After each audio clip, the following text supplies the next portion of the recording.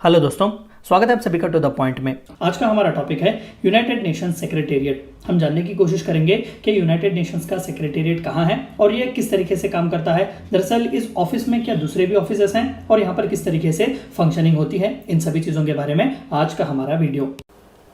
What is it? तो United Nation secretariat क्या है? देखिए, it is one of the 6 major organs of United Nations with other being the general assembly. हमने पिछले videos में देखा कि यूनाइटेड नेशन जनरल असेंबली होती है जहां पर 193 मेंबर्स होते हैं। ईच कंट्री को एक वोट दिया जाता है, यानी कि मेजॉरिटी बेसिस पर जो है वो एजेंडास और प्रायोरिटीज़ सेट किए जाते हैं। यूनाइटेड नेशन सिक्योरिटी काउंसिल, जहां पे 5 जो है वो परमानेंट मेंबर्स होते हैं और 10 जो है नॉन परमानेंट मेंबर्स होते हैं। The economic and social council, जो कि इकोनॉमिक और सोशल रिलेटेड जितने भी काम होते हैं यूनाइटेड नेशंस के वो देखता है। द डिफंक्ट ट्रस्टीशिप काउंसिल, यानी कि ट्रस्टीशिप काउंसिल जो 1945 में कॉलोनीज या फिर ट्रस्ट टेरिटरीज जिसके तहत मॉनिटर करने को दिया गया था, जो कि आज डिफंक्ट है, वो है। इंटरनेशनल कोर्ट ऑफ जस्टिस, जिसे वर्ल्ड कोर्ट भी कहते हैं। तो ये जो है यूनाइटेड नेशन सेक्रेटेरिएट, ये 6th पार्ट और इम्पॉर्टेंट पार्ट है यूनाइटेड नेशंस का। The secretariat is the United Nations executive arm. अगर United Nation general Assembly United Nations का लेजिस्लेटिव आर्म है, तो फिर यूनाइटेड नेशंस सेक्रेटेरिएट जो है उसका एग्जीक्यूटिव आर्म है। यानी कि अगर हिंदुस्तान की सांसद यूनाइटेड नेशन जनरल असेंबली है, तो पीएम ऑफिस जहां पर प्रधानमंत्री होते हैं वो यूनाइटेड नेशंस का सेक्रेटेरिएट है।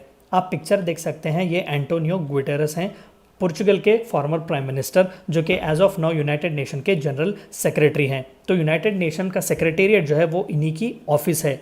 जितने भी ये कामकाज करते हैं यूनाइटेड नेशंस से रिलेटेड, या फिर यूनाइटेड नेशंस जितने भी एक्टिविटीज़ लेता है, उन सभी का एग्जीक्यूटिव आर्म होता है यूनाइटेड नेशंस सेक्रेटेरिएट।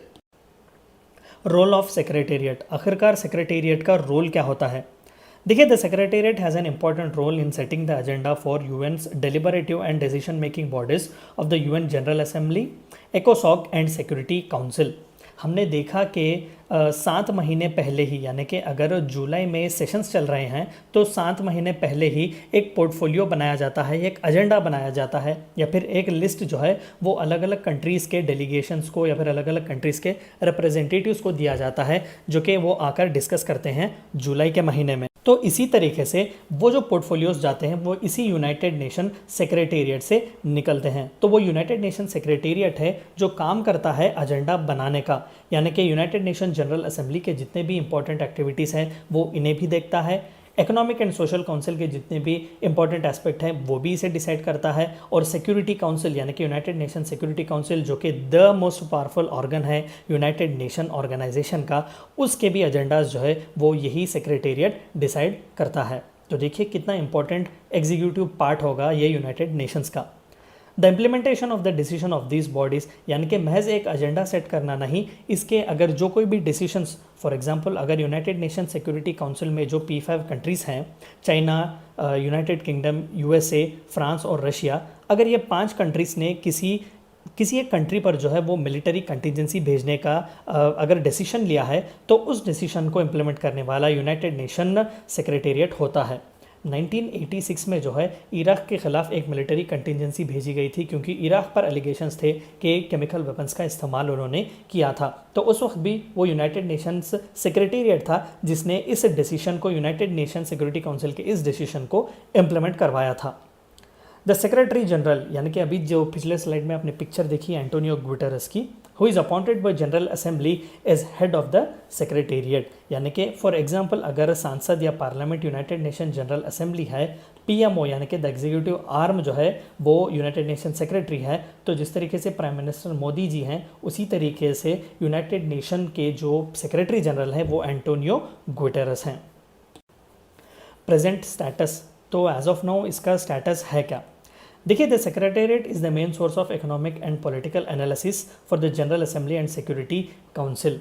हमें एक बात जो जाहिर तौर पर जाननी है वो ये है, हमने पिछले वीडियोस में भी इसके बारे में बात की कि यूनाइटेड नेशन ऑर्गेनाइजेशन या फिर यूनाइटेड नेशंस जो है वो एक सॉवरेन बॉडी नहीं है, वो वर्ल्ड गवर्नमेंट नहीं है, वो महज एक ऑर्गेनाइजेशन है जो डिलिबरेट करता है इंटरनेशनल कोऑपरेशन। ठीक है, तो जो कि वो इंटरनेशनल कोऑपरेशन के लिए एक महज ऑर्गेनाइजेशन की तरह काम करता है, लेकिन वो पूरे कंट्रीज़ को जो है एक प्लेटफॉर्म पर लाता है, एक लेवल प्लेइंग फील्ड बनाता है। तो this is what makes this organisation unique and one of the most powerful organisations. लेकिन यूनाइटेड नेशंस का ये पावर या फिर यूनाइटेड नेशंस जो इस प्लेटफॉर्म पर लाता है वो यूनाइटेड नेशन जनरल असेंबली है, जो कि साल में सिर्फ एक बार मिलती है, जुलाई के महीने में। तो फिर बाकी के महीने ये काम क्या करती है? तो फिर यूनाइटेड नेशंस के बाकी के महीने पूरा जो काम, साल भर काम जो यूनाइटेड नेशन जनरल असेंबली में एजेंडास या पोर्टफोलियोज पॉलिसीज़ जो है वो डिस्कस किए जाते हैं, डिलिबरेट किए जाते हैं और पास किए जो जाते हैं। 193 मेंबर स्टेट्स जो वोटिंग में आते हैं और जो पास करते हैं इंपॉर्टेंट पॉलिसीज़, उन पॉलिसीज़ को जो है इम्प्लीमेंट करता है ये सेक्रेटेरिएट। ठीक है, तो it is also one of the most important point for political analysis of Security Assembly and Security Council, General Assembly and Security Council. It administers operations initiated by UN's deliberative organ. बिल्कुल, जो UN के deliberative organs है यानी कि United Nation Security Council, अगर unanimously या फिर उन्होंने अगर कोई डिसीजन लिया हो तो उसे इम्प्लीमेंट करने वाली अथॉरिटी अगर कोई है तो यूनाइटेड नेशन सेक्रेटेरिएट है।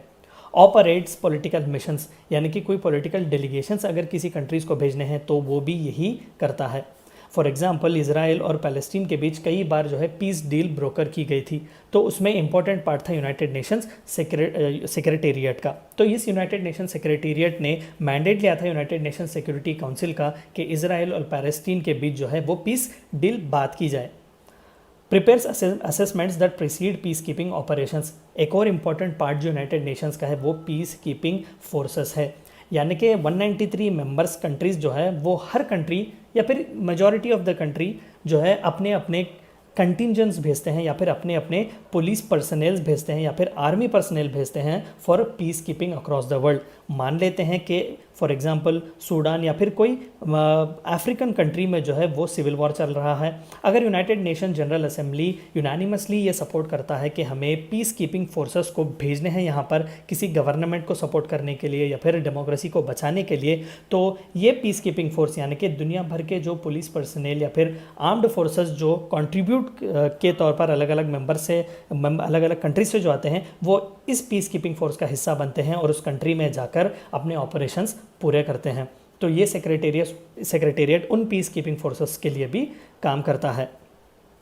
कंडक्ट्स सर्वेस एंड रिसर्चेस, बिल्कुल।